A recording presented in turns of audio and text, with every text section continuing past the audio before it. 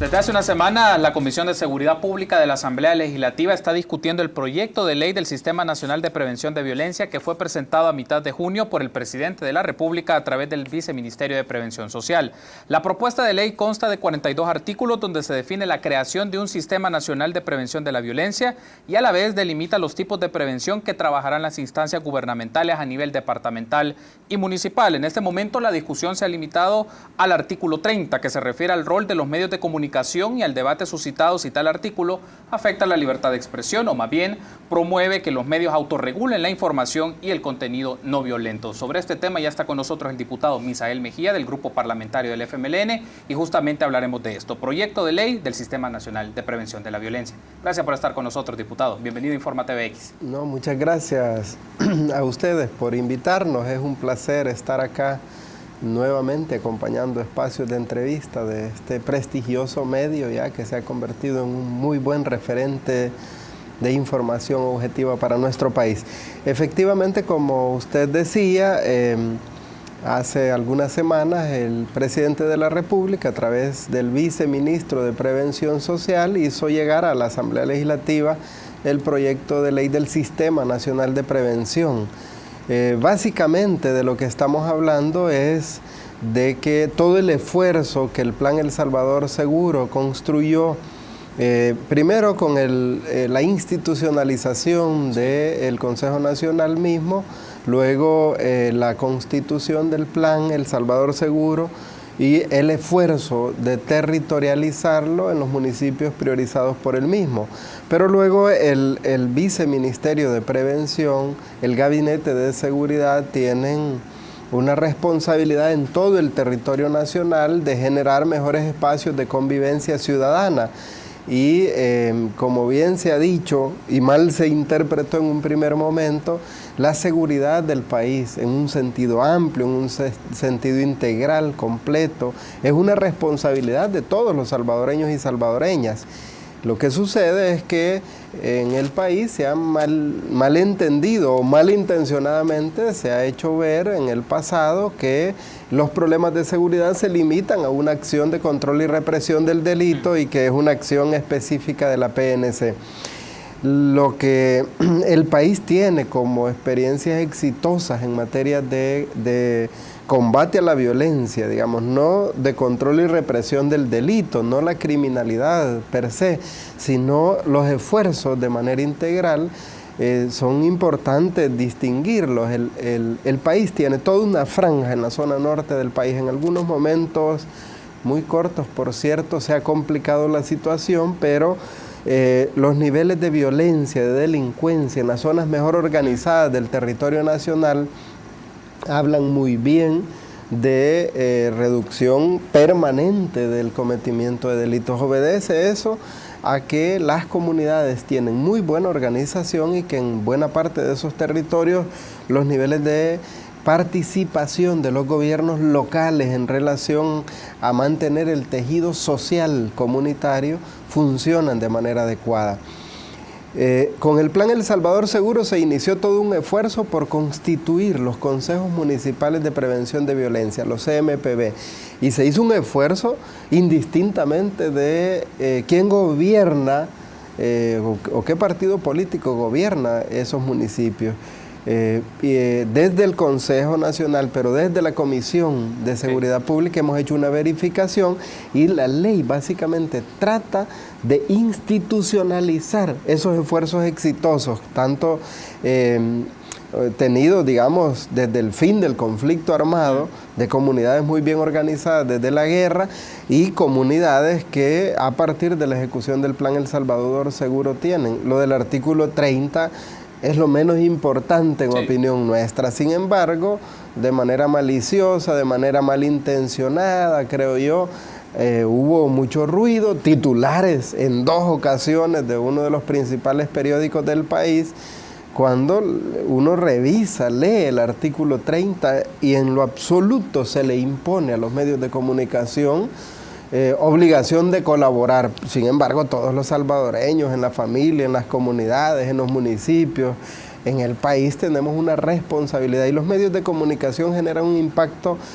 sumamente importante en la ciudadanía, y en el tema de violencia es importante generar otro tipo de acciones que ya hubieron en el pasado. Considerando este contexto que nos ha brindado, diputado, me llama la atención algo. Ya la ley ya ha pasado un proceso de discusión de varios artículos, ya están en la fase final, entiendo, porque están en el artículo 30 de 42, que es la configuración de la ley, entiendo, o ha sido un análisis por partes o llevan el orden según se ha planteado. En realidad, recibimos la iniciativa de ley y la comisión en primera instancia tomó la decisión de invitar al ministro de Justicia y Seguridad Pública, al viceministro de Prevención Social, a la directora de Prepaz, para que explicaran el proyecto de ley. Explicado eso, el ruido empezó a crecer incluso solo sobre el artículo 30.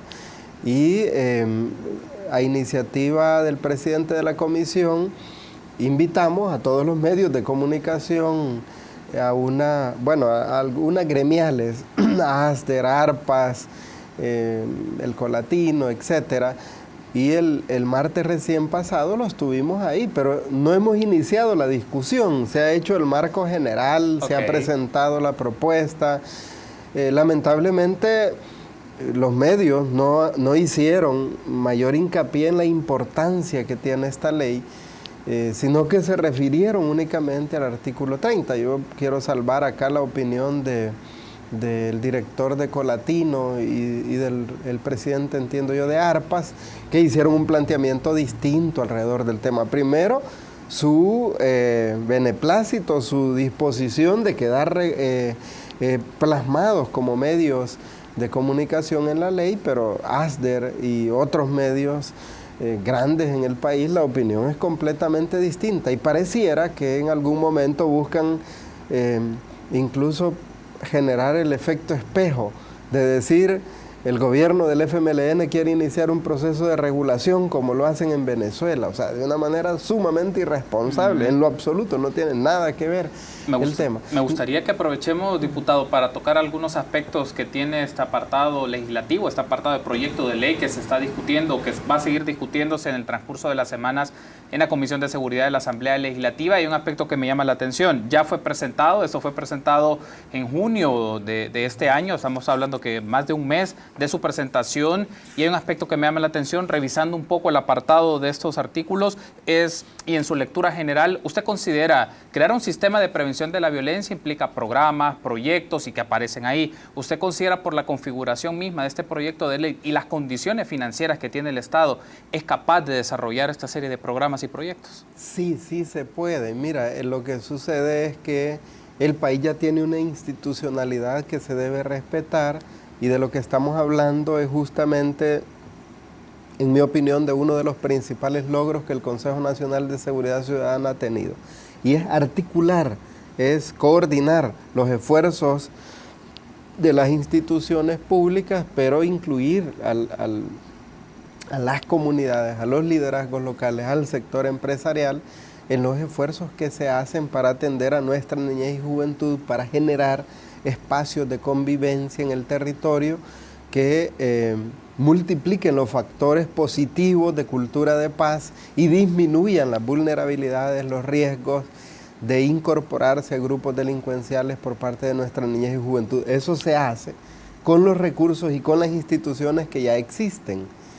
Lo que sucede es que por ahora los mecanismos de articulación creados desde el Consejo y desde los consejos municipales de prevención de violencia quedan casi a discreción. Sí. Hay gobiernos locales que le ponen mucho énfasis, hay alcaldes o alcaldesas muy involucrados, muy comprometidos, con muy buenos resultados incluso en este tema, pero hay gobiernos locales que se hacen los de los panes. Hay otros incluso que tienen compromiso no con la ciudadanía, no con los espacios de convivencia, no con la pacificación real de sus territorios, sino que terminan amarrados con la delincuencia. De lo que se trata es de que la ley deje obligatorio el mecanismo de articular, pero que respete además el papel de los gobiernos locales como entes articuladores en el territorio, particularmente en los municipios del país. En opinión nuestra, y es lo que el ministro, el viceministro han planteado, no se requiere recursos adicionales, se trata de unificar lo que se tiene. Okay. Si hubiera programas, que de seguro pueden haberlos, en materia de prevención de violencia, donde haya que poner mayor énfasis, pues para eso, la contribución especial a la telefonía, el impuesto a los grandes contribuyentes a la seguridad, el presupuesto incluso de la rama de seguridad en el país, pero legalizando el trabajo que tienen que hacer los gobiernos locales en relación a construir los consejos municipales y obligatoriamente hacer esfuerzos en el área de prevención, también le quitamos riesgo a aquellos gobiernos locales que invierten recursos en espacios públicos, en deportes, en cultura, en arte, y que corren el riesgo de ser observados e incluso de ser sancionados por la Contraloría Nacional, que es la Corte de Cuentas de la República, pero que al tener este marco legal, no es que le abrís las manos para hacer cualquier cosa a los gobiernos locales, pero sí legalizás, ¿no? Institucionalizas la posibilidad de invertir en esos programas. Le hacía la pregunta, diputado, del tema presupuestario, porque en el desarrollo de los articulados de este proyecto de ley, particularmente la propuesta del artículo 37, habla que las instituciones públicas involucradas deberán asignar de forma específica o dirigida partidas presupuestarias anuales orientadas a la prevención de la violencia. Y se habla que dentro del sistema va a estar el Ministerio de Salud, el Ministerio de Educación, entre otras. Pero ¿cómo garantizar de que puedan estas organizaciones brindar un presupuesto asignado a la prevención cuando, por ejemplo, se le hicieron recortes a inicios del año para el pago, por ejemplo, del tema previsional? Entonces, ¿cómo se puede garantizar un presupuesto para algo tan importante como es la prevención de la violencia, pero las condiciones de las finanzas públicas le generan recortes a otras carteras del Estado? Entonces, ¿qué se puede hacer? Porque si no sería una contradicción. Mira, es que primero creo yo que es importante asumir esto como parte de una política pública de Estado. Si el país tiene como uno de sus principales problemas la delincuencia, la violencia social, que no necesariamente eso tiene que ver con la delincuencia, es decir, somos violentos porque vivimos estresados, porque hay una conducta de los ciudadanos en los que en la calle lo primero que hacemos es querer pasar encima del otro, hacer cualquier cosa por resolver problemas de parqueo. Ha habido muertos en el país porque los vecinos le elevan el volumen y la casa, ni siquiera hay una pared distinta en las comunidades más humildes, que son la mayoría del territorio nacional, las condiciones son así. Necesitamos entonces que los niveles de inversión se hagan, pero ya el Estado, salud por ejemplo, gasta, no invierte, gasta enormes cantidades de recursos atendiendo a los heridos que lleguen a los hospitales. Sale más barato prevenir. Para cualquier problema, desde la óptica de salud es así, desde la óptica de seguridad hay un símil completamente comparable, digamos. Por eso es que los indicadores de seguridad son bastante parecidos, pero las instituciones como educación han hecho esfuerzos, inversiones, particularmente con los recursos de la contribución especial, exitosísimo. Perdón que le interrumpa, diputado, pero aquí menciona la propuesta de ley de asignar partidas presupuestarias. Por lo que entiendo, usted me aclara, si es que en los presupuestos de estas carteras debe de haber un rubro directamente para prevención de la violencia, porque lo que antes me mencionaba es las actividades y del gasto público que hacen, pero aquí se refiere, entiendo, usted me corrige si no es así, si hay rubros específicos para la prevención de la violencia, que en el presupuesto de cada cartera de Estado, cada año diga un rubro, prevención de la violencia, tal cual. No necesariamente es eso, no necesariamente debe decir en el presupuesto del Ministerio de Educación partida para prevención. Lo que debe haber es partidas presupuestarias de educación para priorizar en aquellos municipios con indicadores, con índices de violencia o delincuencia, en los que desde el Ministerio de Educación se puede dar una contribución importantísima. Ningún país serio del mundo resuelve el problema de delincuencia si no incluye el sistema educativo como prioridad. Es que mira, ahí podés lograr encontrar, confluir maestros, padres y madres de familia y los niños, niñas o jóvenes. Entonces los sistemas educativos en cualquier país del mundo juegan un rol fundamental porque podés abrir la escuela, aprovechar la concentración de ellos, pero además desde ahí generar principios, generar valores, abrir espacio al arte, a la cultura, abrir las escuelas los fines de semana, es normal en los países que han tenido éxito en el tema de violencia. Es la parte de prevención, pero la escuela puede convertirse en un espacio idóneo de encuentro, de convivencia. Requiere recursos, ese es el punto. ¿Qué pone educación? ¿Qué pone la municipalidad? ¿Cómo articulamos esto desde el Viceministerio de Prevención Social? Ese es el punto. O sea, lo que debe poner, por ejemplo, educación es probablemente la reparación de techos, la adecuación del espacio público en la escuela, del espacio común, no de las aulas necesariamente, pero sí de la cancha, del espacio de recreación que tiene la niñez y la juventud, del salón de usos múltiples, etc. El tema es que debe unirse los esfuerzos y los recursos y los gobiernos locales que hoy tienen éxito en la ejecución del Plan El Salvador Seguro entienden este tema. Porque, por ejemplo, la reparación de techos, la reparación de baños en una cantidad enorme de centros educativos en este momento, junto a la modalidad flexible de educación que ha permitido que más de 7,000 niños y niñas jóvenes que habían abandonado el sistema educativo se reincorporen porque las clases son nocturnas, porque son de fin de semana, porque no les choca con sus alternativas laborales, dice mucho de cómo desde la escuela, por ejemplo, se puede articular. Pero Salud ha hecho una experiencia importante, economía, ha habilitado espacios de crédito, de formación vocacional, de formación técnica, de apertura de nuevos emprendimientos. Ese es el punto, de eso estamos hablando, eso es la ley en esencia, es que las experiencias positivas que ya tengamos las institucionalicemos a través de la ley. Perfecto, diputado. Tenemos que hacer una pausa, pero vamos a seguir ampliando el tema en el próximo bloque. Regresamos en instantes.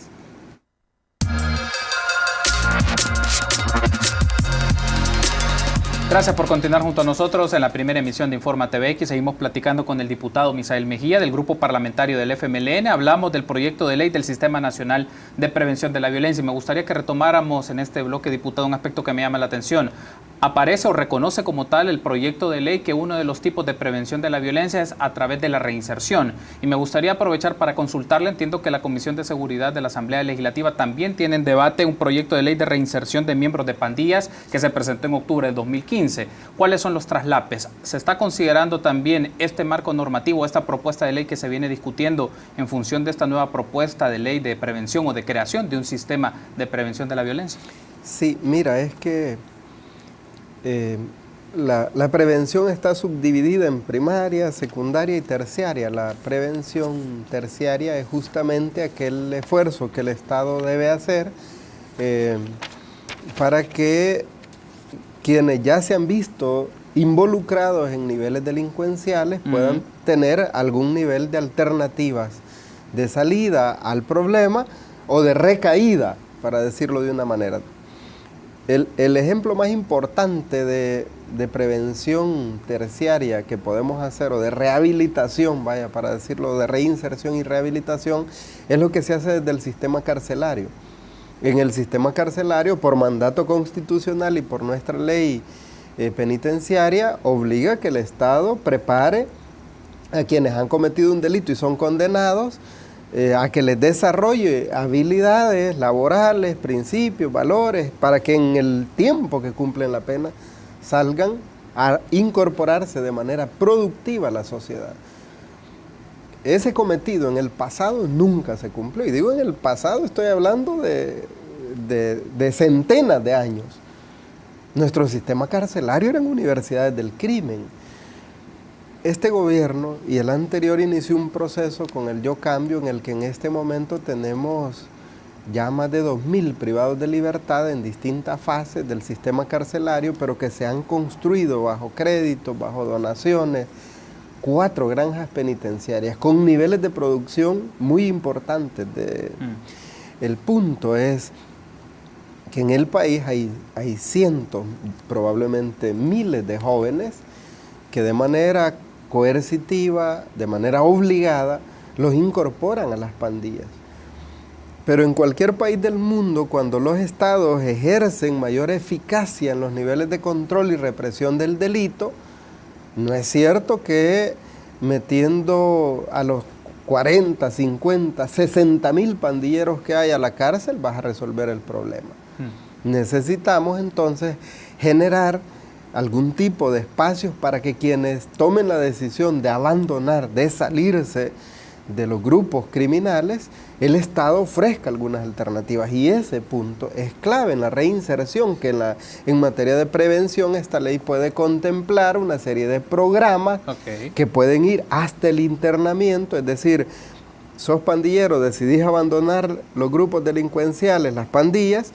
Ya el artículo 13, el inciso cuarto de ese artículo, por razones de problemas sociales, de defensa social para el país, el Estado puede de manera voluntaria u obligatoria internar jóvenes que son miembros o son parte de pandillas. ¿Y cómo quedaría este proyecto de ley de reinserción de pandillas? Perdón que repregunte, pero me gustaría saber cómo queda con la conexión para nosotros esa es una prioridad, porque esa ley específicamente hace un desarrollo pleno, pero la ley del Sistema Nacional de Prevención puede iniciar, podría iniciar una serie de programas, de procesos que refuercen al aprobarse la ley de reinserción y rehabilitación aquel mecanismo. Lo que se necesita en el país es que asumamos que no es solo con garrote como vamos a resolver el problema. Que necesitamos que la prevención ejerza su rol, y en cualquier país serio del mundo las cosas están al revés de como nosotros las hemos hecho siempre. Y es que el 60-70% de los recursos y los esfuerzos se ponen en función del control y represión del delito, y eso tiene que ver con una mentalidad dictatorial que se le desarrolló a la ciudadanía. Es decir, la gente cree que a cualquier delincuente lo que hay que hacerle es volarle la mano si roba, meterlo en una cámara de gas o meterlo a un estadio y darle fuego al estadio, darle fuego a las cárceles en el país. Esa es la conducta que tenemos. Porque creemos que así se resuelven los problemas, lo cual no es cierto. Entonces, a la par de que se ha hecho más eficiente el esfuerzo de control y represión del delito, hay que invertir al revés las cosas, mucho más en prevención, recursos en reinserción y rehabilitación, para que haya menos necesidad de hacer control y represión del delito. Hay un aspecto que me llama también la atención, refiriéndome al Sistema de Prevención Nacional de la Violencia que propone la ley, o que está en discusión en este anteproyecto de ley. Básicamente sus componentes son de organismos que provienen del órgano ejecutivo. Claro, en el campo departamental y municipal están otros comités, pero me llama la atención, y no sé si eso se ha discutido en este momento o va a ser un punto de la discusión, no veo a la Procuraduría para la Defensa de los Derechos Humanos o tampoco los juzgados especializados que ven a los jóvenes en conflicto con la ley, o los juzgados especializados que ven el tema, por ejemplo, de violencia contra la mujer. Y también el caso del ISNA, no aparecen en concreto. Me gustaría saber por qué no están, o va a ser parte de la discusión incorporar estas instituciones. Puede ser, en el tema de la discusión del ente rector, de los equipos que van a ver el tema a nivel nacional, se pueden incorporar no solo esas instituciones. Mira, en el país el Consejo Nacional de Seguridad Ciudadana ha ido a ver, por ejemplo, una experiencia exitosísima que el país tiene para reinserción. Los colegas de Arena conocen del tema, algunos de ellos tienen hasta vínculos, pero nos acompañaron cuando el Consejo Nacional de Seguridad fuimos a ver una empresa que hay en el país, que el 60-70% de los trabajadores son expandilleros y tienen todavía los tatuajes. Es altamente productiva, exporta a todas las universidades de Estados Unidos las camisetas deportivas, los suéteres. Sí. Es decir, lo que necesitamos es que el sector privado incluso asuma un compromiso, digo en la lógica de lo que tú estás planteando, pero por excelencia el tema de seguridad, el tema de prevención, de control y represión del delito y el tema carcelario deben ser espacios que los maneje el Estado. Órgano ejecutivo. Sí, el órgano ejecutivo, pero también otras instancias. Por eso la parte nacional está visualizada desde ese tema. Tampoco estamos cerrados a que el sector privado se incorpore. Por eso está el Consejo Nacional de Seguridad Ciudadana ya en el tema. Y este es un punto incluso que entiendo yo, se va a hacer una exposición próxima al Consejo Nacional de Seguridad. El Consejo va a vertir opinión y si hay cambios como los que tú estás planteando, nosotros estamos completamente abiertos. Es más, en ese planteamiento morboso, quiero decirlo con claridad, que nos parece que algunos medios de comunicación han hecho sobre el artículo 30, nosotros incluso estamos abiertos. Y si hubiese que eliminar el artículo 30, que es casi lo que ha planteado al menos Asder, nosotros no tenemos problemas en que lo eliminemos. Pero creo que es ingrato para el país, por un artículo que no los obliga a nada, no hacer ni siquiera referencia positiva de las cosas buenas. Es que lo que les planteábamos a ellos es, miren, y los programas violentos que transmiten los medios de comunicación influyen en la conducta de nuestra niñez y juventud de manera equivocada. Claro que sí. Hay estudios en el mundo que con suficientes argumentos reflejan que el aporte de los medios debe ser importante. Es más, ellos lo reconocen. Si tú recuerdas, 2005, 2006, en el país hizo un esfuerzo con Medios Unidos por la Paz, crearon un catálogo que se los presentaron, ahí incluso el amigo Francisco Valencia del Colatino les presentó a Asder y les dijo, miren, esto lo crearon ustedes en el último gobierno de Arena, ¿y por qué lo dejaron de cumplir? Es que hoy, por ejemplo, casi de manera permanente tenemos más de la mitad del territorio nacional que pasa meses, hasta años, sin el cometimiento de delitos. ¿Por qué los medios no se encargan de ir a hacer reportajes de cuáles son los factores positivos que le permiten a esa población que vive en amplias zonas del territorio nacional vivir en condiciones de convivencia y de tranquilidad a la que debemos aspirar tener todo el país? Pero lo que uno tiene claro es que buena parte de los medios lo que venden es sangre, es amarillismo puro, entre más amarillista es el noticiero, mayor audiencia tienen, entonces eso no puede ser. Tengo que cerrar la entrevista, diputado, pero no quiero pasar por alto este último aspecto. Dentro del marco de ley se habla de un sistema de información y observatorio nacional, y me llama la atención un aspecto, que el Ministerio de Seguridad y Justicia contará con un sistema de información y datos basado en indicadores sobre violencia, así como otras variables poblacionales y de los territorios vulnerables. Luego menciona más adelante, para dicho fin, las instituciones públicas, organizaciones de sociedad civil y organismos internacionales estarán obligados a proporcionar y facilitar de forma oportuna información que sea requerida. A ver, aquí hay un tema que se puede discutir, porque es ¿qué tipo de información? Cuando se está refiriendo a información y datos sobre la violencia y variables asociadas, no se puede correr el riesgo que se conozca información que afecte el conocimiento de las personas, de su privacidad, o de qué tipo de información hablamos. Los observatorios de violencia normalmente son indicadores de criminalidad. Y la disminución de los robos, de los hurtos, de los asaltos, de las violaciones, normalmente se le piden a las instituciones gubernamentales, llámese Medicina Legal, Sistema Público de Salud, Policía Nacional Civil. Lo que sucede es que las leyes orgánicas de las instituciones, si no hay un marco legal que los obligue a articular esfuerzos, se complica, pero no estamos hablando de información de medios, no tiene nada que ver con ese tema. Los observatorios de violencia no incluyen a los medios de comunicación. Y este punto es que el país debe tener un sistema de observación de la conducta delincuencial, del comportamiento periódico, permanente, diario, mensual, semanal, de indicadores de violencia, en el que debe haber un ente articulador. Hay ya en el país una cantidad enorme de observatorios municipales de violencia, en el que a nadie se le ha obligado a trasladar datos, porque no estamos hablando de información de medios, pues que es una preocupación que puede estar sujeta a malinterpretarse por cómo se dice, pero las comunidades, por ejemplo, organizadas, pudieran trasladar alguna información. Mira, por ejemplo, hay un cruce de datos que nosotros hemos hecho en algunos momentos de municipios con mayores índices de violencia versus municipios o procedencia en los centros penales de delincuentes condenados o privados de libertad, o de personas privadas de libertad. Y coincide plenamente, los municipios más complicados delincuencialmente tienen altísimos niveles de privados de libertad.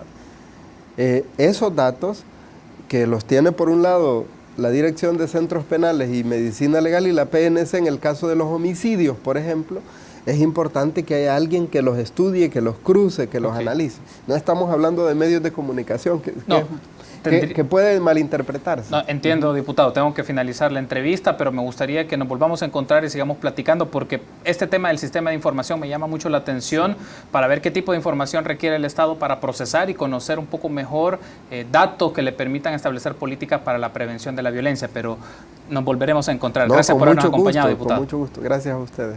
Nos acompañó Misael Mejía, diputado del Grupo Parlamentario del FMLN. Hablamos del proyecto de ley del Sistema Nacional de Prevención de la Violencia. Permítanos una pausa. Volvemos en instantes.